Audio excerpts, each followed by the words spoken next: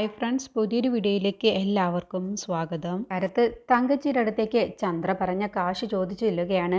അപ്പോൾ തങ്കച്ചി ചോദിക്കുകയാണ്, അത് ശരി, ചന്ദ്രയും നീയും തമ്മിൽ ഇങ്ങനെ ഒരു ഇടപാടുണ്ടല്ലേ? എന്തായാലും നിനക്കിപ്പോൾ കാശ് തരാൻ, സ്വർണം വിറ്റ കാശ് പെട്ടെന്ന് തരാൻ കഴിയില്ല, ചെക്കായിട്ടല്ലേ കിട്ടൂ. നമുക്കിപ്പോൾ എന്തായാലും ചെക്ക് പറ്റില്ലല്ലോ, നമ്മുടെ ഇടപാട് അങ്ങനെയുള്ളതല്ലേ. അപ്പോൾ ശരത്ത് പറയുന്നത്, അത് പറ്റില്ല തങ്കച്ചി, എനിക്കിപ്പോൾ കാശിന് അത്യാവശ്യമുണ്ട്. അതുകൊണ്ട് തങ്കച്ചിയുടെ കയ്യിൽ ഒരുപാട് കാശുള്ളതല്ലേ, എനിക്ക് അതിൽ നിന്ന് കുറച്ചെടുത്ത് തന്നാൽ മതി. സ്വർണം വിറ്റാൽ പിന്നെ തങ്കച്ചിക്ക് ആ കാശ് എടുക്കാമല്ലോ. അത് പറ്റില്ല ശരത്തേ, അങ്ങനെയൊന്നും കാശ് തരാൻ കഴിയില്ല.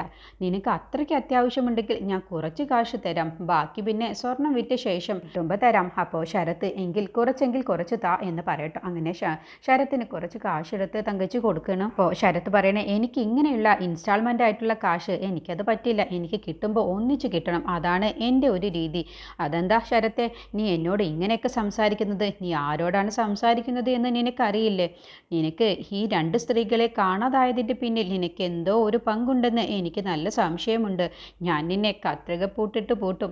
നീ മര്യാദയ്ക്ക് സംസാരിക്കണം. എന്താ നിങ്ങൾ എന്നെ ഭീഷണിപ്പെടുത്തുകയാണോ? നിങ്ങൾ എന്നെ പേടിപ്പിക്കുമ്പോൾ ഞാൻ പേടിക്കുന്ന ഒരു ശരത്തുണ്ടായിരുന്നു, അത് പണ്ട്. ഇപ്പോൾ പേടിപ്പിക്കാൻ നോക്കല്ലേ. ഈ ശരത്തിനെ ഇനി നിങ്ങൾക്ക് അറിയില്ല. നിങ്ങൾ എന്നെ കൊടുക്കാൻ നോക്കിയാൽ ഒപ്പം നിങ്ങളെയും കൂട്ടുപ്രതിയായി ഞാൻ കുടുക്കിയിരിക്കും. അയ്യോ ശരത്തെ, നീ അങ്ങനെ ദേഷ്യപ്പെടല്ലേ, ഞാനൊരു തമാശ പറഞ്ഞതല്ലേ. അപ്പോഴത്തേക്കും നീ അത് സീരിയസ് ആയിട്ട് എടുത്തോ? നീ എൻ്റെ വിശ്വസ്തനല്ലേ, പിന്നെ നീ എൻ്റെ പ്രിയപ്പെട്ട കൂട്ടുകാരനല്ലേ, നിന്നെ ഞാൻ ചതിക്കില്ലല്ലോ. പക്ഷെ നിനക്ക് ഞാൻ എത്രയും പെട്ടെന്ന് സംഘടിപ്പിച്ചു തരാം എന്ന് പറയണം. അങ്ങനെ അരത്ത് പോയി കഴിഞ്ഞ ശേഷം തങ്കച്ചി മനസ്സിൽ ചിന്തിക്കുകയാണ്, ഇവനെ സൂക്ഷിക്കണമല്ലോ, ഇവനെ സൂക്ഷിച്ചാൽ മാത്രം പോരാ, ഇവനെ എത്രയും പെട്ടെന്ന് ഒതുക്കുകയും വേണം എന്നൊക്കെ ചിന്തിച്ചുകൊണ്ടാണ് തങ്കച്ചി നിൽക്കുന്നത്.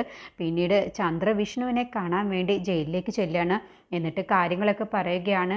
പ്രേമയെ കാണാനില്ല, അത് പോരാഞ്ഞിട്ട് സ്വർണവും കാണാനില്ല എന്ന് പറഞ്ഞ ഉടനെ തന്നെ വിഷ്ണുവിന് ചന്ദ്രയാണ് ഇതിൻ്റെ പിറകിലെന്ന് മനസ്സിലാവുകയാണ്.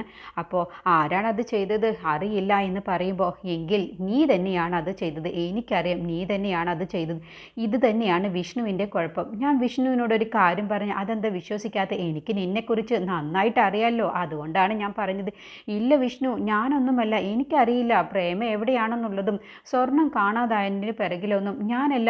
പിന്നെ എനിക്ക് ഒറ്റയ്ക്കിപ്പോൾ അവരെന്തെങ്കിലും ചെയ്യാൻ കഴിയുമോ? വിഷ്ണു എന്താ എന്നെ തെറ്റിദ്ധരിക്കുന്നത്? അപ്പോൾ വിഷ്ണു പറയണേ, എനിക്ക് നിന്നെ നന്നായിട്ട് അറിയാവുന്നത് കൊണ്ട് തന്നെയാണ്. അല്ല, നീ എന്താ എന്നെ പുറത്തിറക്കുന്നത്? അതിപ്പോൾ പ്രേമേച്ചിയെ കാണാത്തത് കൊണ്ട് ഇപ്പോൾ പെട്ടെന്നൊന്നും സിദ്ധു ഇപ്പോൾ അതിന് ഒരുങ്ങില്ല. എത്രയും പെട്ടെന്ന് നിന്നെ പുറത്തിറക്കും. എന്നെ എത്രയും പെട്ടെന്ന് പുറത്തിറക്കിയാൽ അത് നിനക്ക് തന്നെയാണ് നല്ലത്. ഞാനും നീയും തമ്മിലുള്ള ബന്ധം എന്താണെന്നുള്ളത് അറിയാലോ. നീ എന്നോട് പറഞ്ഞത് ആ സിദ്ധു ഹൃദയം മാറ്റിവെച്ചവനാണ്, അവൻ അധിക കാലമൊന്നും ജീവിച്ചിരിക്കില്ല, അതുകൊണ്ട് അവനെ വിവാഹം കഴിച്ച് അവൻ മരിച്ചു കഴിഞ്ഞാൽ ആ സ്വത്തുക്കൾ മുഴുവനും എൻ്റെ പേരിലാവുമെന്ന് പറഞ്ഞത് കൊണ്ട് മാത്രമാണ് ഞാൻ ഇതിനൊക്കെ കൂട്ടുനിന്നത്. ഞാൻ നിൻ്റെ ഭർത്താവാണ്. നീ എങ്ങാനും എന്നെ ചതിക്കാൻ നോക്കിയാൽ എനിക്കൊരു കുഴപ്പവുമില്ല. ഞാൻ ഇവിടെ ഇരുന്നു കൊണ്ട് തന്നെ സിദ്ധുവിന് ഞാനൊരു ലെറ്റർ എഴുതും. അതിൽ എല്ലാ കാര്യങ്ങളും വിശദമായിട്ട് തന്നെ ഞാൻ എഴുതും. ഞാനും നീയും തമ്മിലുള്ള ബന്ധവും അങ്ങനെയുള്ള എല്ലാ കാര്യവും ഞാൻ അവനങ്ങ് എഴുതും. അതാണ് ഞാൻ ചെയ്യാൻ പോകുന്നത്. അതുകൊണ്ട് എത്രയും പെട്ടെന്ന് എന്നെ പുറത്തിറക്കാനുള്ള വഴി നീ നോക്കിക്കോ എന്ന് പറഞ്ഞ് വിഷ്ണു പോവാട്ടോ. അതോടുകൂടി ചന്ദ്ര അങ്ങ് പേടിക്കുകയാണ്. ഇവൻ പറഞ്ഞതുപോലെ ചെയ്യും എന്നുള്ള ഭാവത്തിലിട്ടോ. പിന്നീട് ദേവികയും പ്രിയയും കൂടി ക്രൈംബ്രാഞ്ച് ഓഫീസറെ കാണാൻ ചെല്ലാണ്. എന്നിട്ട് സംശയമുള്ളതൊക്കെ പറയുകയാണ്. എനിക്ക് നല്ല സംശയമുണ്ട്. എൻ്റെ അമ്മ പാർവതിയെ കാണാത്തതിൻ്റെ പുറകിലും പ്രേമേച്ചിയെ കാണാത്തതിൻ്റെ പുറകിലും സിദ്ധുവിൻ്റെ ചേച്ചിയാണ് പ്രേമ, അവരെ കാണാത്തതിൻ്റെ ഒക്കെ പുറകിൽ എനിക്ക് സംശയമുള്ളത് ശരത്തിനെ തന്നെയാണ്. അത് കേട്ടപ്പോൾ ഓഫീസർ പറയണ, അതിന് തെളിവൊന്നുമില്ലല്ലോ, ഒരാളെ വെറുതെ അങ്ങ് സംശയിക്കാനൊന്നും പറ്റില്ല, തെളിവുണ്ടാക്കാനല്ലേ നിങ്ങളുള്ളത്. അപ്പോൾ നിങ്ങൾക്ക് എന്താ തെളിവ് കണ്ടുപിടിച്ചൂടെ? സാധാരണക്കാർക്ക് ഇങ്ങനെയുള്ള കാര്യങ്ങൾ വരുമ്പോൾ നിങ്ങളല്ലാതെ പിന്നെ മറ്റാര് സഹായിക്കാനാണ്? തെളിവുണ്ടെങ്കിൽ പിന്നെ നിങ്ങളുടെ അടുത്തേക്ക് വരേണ്ട ആവശ്യമില്ലല്ലോ. പറഞ്ഞത് കേട്ടപ്പോൾ ഓഫീസർ ദേവിക പറയുന്നതിലും കാര്യമുണ്ട് എന്നുള്ള ഭാവത്തിലാണ് കേട്ടോ നിൽക്കുന്നത്. അങ്ങനെ ദേവിക, നിങ്ങൾ എത്രയും പെട്ടെന്ന് ശരത്തിനെ കൊടുക്കാനുള്ള കാര്യങ്ങൾ ചെയ്യണം, അല്ല എന്നുണ്ടെങ്കിൽ അടുത്തത് ഇനി ഞാനാവും കാണാതാവാൻ പോകുന്നത് എന്ന് കേട്ടപ്പോൾ പെട്ടെന്ന് ഓഫീസർ അങ്ങ് ഞെട്ടിപ്പോവാട്ടോ. അപ്പോൾ ദേവിക പറയണേ, എനിക്ക് മരിക്കാനൊന്നും പേടിയുണ്ടായിട്ടല്ല, പക്ഷേ അവൻ ജയിക്കരുത്, അതുകൊണ്ട് മാത്രമാണ് ഞാനിപ്പോൾ നിങ്ങളോട് ഇത് പറയുന്നത്.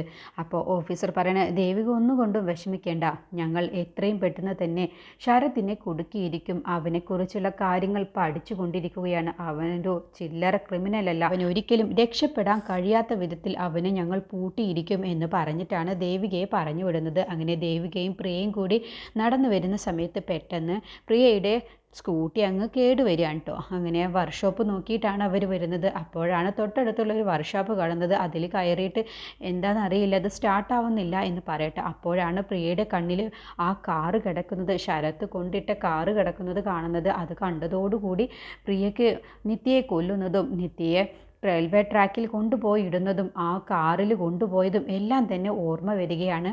അപ്പോൾ പെട്ടെന്ന് പ്രിയ അയാളോട് ചോദിക്കുകയാണ്, ഈ കാറ് ഇത് നല്ല ഭംഗിയുള്ള കാറാണല്ലോ എന്ന് പറയുമ്പോൾ ദേവിക തന്നെ അങ്ങ് ഞെട്ടിപ്പോയി. ഇവളെന്താ ഈ കാറിനെ കുറിച്ച് പറയുന്നത്? നമ്മളിപ്പോൾ സ്കൂട്ടി നേരാക്കാൻ വേണ്ടി വന്നതല്ലേ പ്രിയേ, നീ എന്താ ഇപ്പോൾ ഈ കാറിൻ്റെ ഭംഗിയെക്കുറിച്ച് പറയുന്നത്? അല്ല, എനിക്ക് ഈ കാറ് നല്ല ഇഷ്ടപ്പെട്ടു. അപ്പോൾ അയാൾ പറയണേ, എന്താ നിങ്ങൾക്കിത് വേണോ? ഇത് വേണം, എനിക്ക് വേണം, ഞാനിതൊന്ന് സ്റ്റാർട്ട് ചെയ്ത് നോക്കട്ടെ എന്ന് പറഞ്ഞ് അതിലെ കീ വാങ്ങിക്കുകയാണ്. എന്നിട്ട് പ്രിയ ആ കാറൊന്ന് സ്റ്റാർട്ടാക്കുകയാണ് കേട്ടോ. എന്നിട്ട് പറയുകയാണ്, എനിക്ക് ഈ കാറ് ഇഷ്ടപ്പെട്ടു, ഇത് എത്ര വിലയാണെങ്കിലും ഞാൻ വാങ്ങിച്ചോളാം എന്ന് പറയുമ്പോൾ ദേവി അങ്ങ് ഞെട്ടിപ്പോവാണ്. ഇവളിപ്പോൾ എന്താ കാറ് വാങ്ങുന്നത്? ഇതിപ്പോൾ സ്കൂട്ടി നേരാക്കാൻ വേണ്ടി വന്നിട്ട് കാറ് വാങ്ങാൻ നോക്കുന്നത് എന്താ പ്രിയ? നമ്മളിപ്പോൾ ഈ സ്കൂട്ടി നേരാക്കാനല്ലേ വന്നത്, എന്നിട്ടെന്താ നീ ഈ കാറ് നോക്കുന്നത്? അതെന്താണെന്നറിയില്ല ചേച്ചി, എനിക്ക് ഈ കാറ് നല്ല ഇഷ്ടപ്പെട്ടു. അങ്ങനെ അയാൾ സ്കൂട്ടി സ്റ്റാർട്ട് ചെയ്ത് നോക്കുമ്പോൾ ഇതിനൊരു കുഴപ്പവുമില്ലല്ലോ, ഇത് സ്റ്റാർട്ടാവുന്നുണ്ടല്ലോ. അയ്യോ, ഞങ്ങൾ ഒരുപാട് ശ്രമിച്ചതാണ്, ഇത് എത്ര സ്റ്റാർട്ടാക്കാൻ വേണ്ടി നോക്കിയിട്ടും ഇത് സ്റ്റാർട്ടായില്ല, അതുകൊണ്ടാണ് ഞങ്ങളിലേക്ക് വന്നത്. അപ്പോൾ അയാൾ പറയണേ, എങ്കിൽ നിങ്ങൾ തന്നെ ഒന്ന് സ്റ്റാർട്ടാക്കി നോക്കുക എന്ന് പറയട്ടെ. അങ്ങനെ സ്കൂട്ടിക്ക് ഒരു കുഴപ്പവുമില്ല എന്ന് മനസ്സിലാവുകയാണ്. അപ്പോൾ പ്രിയ തന്നെ ഒന്ന് അതിശയിച്ചു പോവാണ്. അപ്പോൾ നിത്യയുടെ ആത്മാവ് എന്നെ ഇവിടേക്ക് കൊണ്ടുവന്നതാണ് എന്നുള്ള ചിന്ത മനസ്സിൽ വരുന്നുണ്ട് കേട്ടോ. ഈ ഒരു കാറ് എന്നെ കാണിക്കാൻ വേണ്ടിയിട്ടാണ് നിത്യയുടെ ആത്മാവ് എൻ്റെ സ്കൂട്ടി തൽക്കാലത്തേക്ക് ഓണാക്കാൻ പറ്റാതെ ഞാൻ ഈ വർക്ക്ഷോപ്പിലേക്ക് വരാൻ വേണ്ടിയാണ്, ഈ ഒരു കാറ് കാണാൻ വേണ്ടിയാണ് ഇവിടേക്ക് എൻ്റെ നിത്യയുടെ ആത്മാവ് എന്നെ കൊണ്ടുവന്നത് എന്നൊക്കെയാണ് കേട്ടോ പ്രിയ മനസ്സിൽ ചിന്തിച്ചു കൂട്ടുന്നത്. അപ്പോൾ ദേവിക പ്രിയയോട് ചോദിക്കുക, എന്താ നീ ആലോചിക്കുന്നത്? എന്നാൽ നമുക്ക് പോവാം. അല്ല ചേച്ചി, എനിക്ക് ആ കാറൊന്ന് ഓടിച്ചു നോക്കണം. അത് പിന്നെ പ്രിയ, ഇല്ല എനിക്കൊന്ന് ഓടിച്ചു നോക്കണം ചേച്ചി എന്ന് പറയട്ടെ. അങ്ങനെ പ്രിയ ആ കാറ് വാങ്ങിച്ചുകൊണ്ടാണ് ഇനി മനോഹരൻ്റെ വീട്ടിലേക്ക് പോകുന്നത്. ഇനി ആ കാറ് കാണുന്ന സമയത്തായിരിക്കും ശരത്തിന് ഇനി അടുത്ത വെപ്രാളവും പേടിയും വരുന്നത്. പിന്നീട് നിരഞ്ജൻ്റെ അമ്മയുടെ അടുത്തേക്ക് പൊന്നുമണി വരികയാണ്. എന്നിട്ട് പറയണ, ആരാണ് എൻ്റെ അടുക്കളയിൽ കയറിയത്? അത് പിന്നെ പൊന്നുമണി, ഞാനാണ്, എനിക്ക് ഭക്ഷണം ഉണ്ടാക്കി കഴിക്കേണ്ടേ, നിങ്ങളോടല്ലേ പറഞ്ഞത് എനിക്ക് ഭാഗം വെക്കുമ്പോൾ കിച്ചനൊക്കെ എനിക്കല്ലേ കിട്ടിയിട്ടുള്ളത്, നിങ്ങൾ എന്തിനാണ് അവിടേക്ക് കയറുന്നത്? നിങ്ങൾക്ക് കിട്ടിയ ഭാഗത്തേക്ക് ഞാൻ വരുന്നില്ലല്ലോ, അതുകൊണ്ട് നിങ്ങൾ ഇനി ആ അടുക്കളയിലേക്ക് കയറാൻ പാടില്ല. പൊന്നുമണി, നീ എന്തിനാണ് എന്നോട് ഇങ്ങനെ ക്രൂരമായി പെരുമാറുന്നത്? എന്നോട് നിങ്ങളെല്ലാവരും കൂടി ക്രൂരത ചെയ്തില്ലേ, അതുകൊണ്ട് ഞാൻ പറയുന്നത് പോലെ തന്നെയാണ് ഞാൻ ഇനി ചെയ്യും. എനിക്കിനി ആരോടും ഒരു സ്നേഹവും ഒരു ദയയും ഉണ്ടാവില്ല. ഇനി മേലിൽ എൻ്റെ കിച്ചണിലേക്ക് നിങ്ങൾ കയറി പോവരുത് എന്ന് പറഞ്ഞ് പൊന്നുമണി അമ്മായിയോട് വല്ലാതെ മോശമായിട്ടാണ് കേട്ടോ സംസാരിക്കുന്നത്. ആ സമയത്താണ് ശരവണൻ്റെ കോള് വരുന്നത്. എന്നിട്ട് ശരവണനോട് പറയണ, എത്രയും പെട്ടെന്ന് ഈ വീടും സ്ഥലവും നമുക്ക് വിൽക്കാം, എന്നിട്ട് നിൻ്റെ ഭാര്യ ആ ചെമ്പകം വരാത്ത ഒരു സ്ഥലത്തേക്ക് നമുക്ക് പോവാം എന്ന് പറയട്ടെ. അത് കേൾക്കുകയാണ് അമ്മായി. അങ്ങനെ പൊന്നുമണി അകത്ത് കയറിയ ശേഷം അമ്മായി ഇനി നിരഞ്ജനെ വിളിച്ച് കാര്യം പറയും.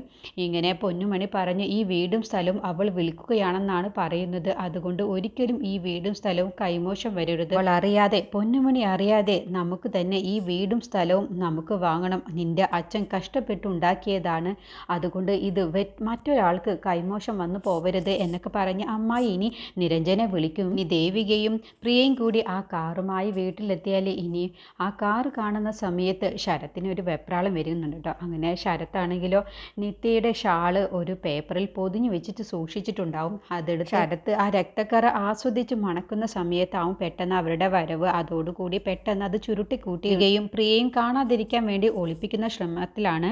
അപ്പോഴാണ് ദേവിക അത് കാണുന്നത്. അങ്ങനെ ദേവിക ശരത്തിൻ്റെ കയ്യിൽ നിന്നും ആ തട്ടിപ്പറിച്ച് വാങ്ങുകയും അത് വലിച്ചെറിയുന്ന സമയത്താണ് ഇനി രക്തക്കറ പുരണ്ട ആ ഷാള് കാണുന്നത്. ആ കാറ് കൊണ്ട് തന്നെ പ്രഭാവതിയെയും ഇല്ലാതാക്കുന്നുണ്ട് കേട്ടോ. അങ്ങനെ പ്രഭാവതിക്ക് ആ കാറുമായിട്ട് ഒരു ആക്സിഡൻറ്റ് സംഭവിക്കും. പ്രഭാവതിയും ദേവികയും കൂടി നടന്നു വരുന്ന സമയത്ത് ആ കാറ് വന്ന് ഓടിച്ച് അവരെ ഇടിക്കാൻ വേണ്ടി ശ്രമിക്കും. പെട്ടെന്ന് ദേവിക അതിൽ നിന്നും തെന്നി മാറും. അങ്ങനെ ദേവിക രക്ഷപ്പെടുകയാണ്. പക്ഷേ പ്രഭാവതിക്ക് നല്ല പരിക്ക് പറ്റുകയാണ്. അങ്ങനെ പ്രഭാവതിക്കും ആ കാറ് വെച്ച് അപകടം പറ്റുന്നുണ്ട്.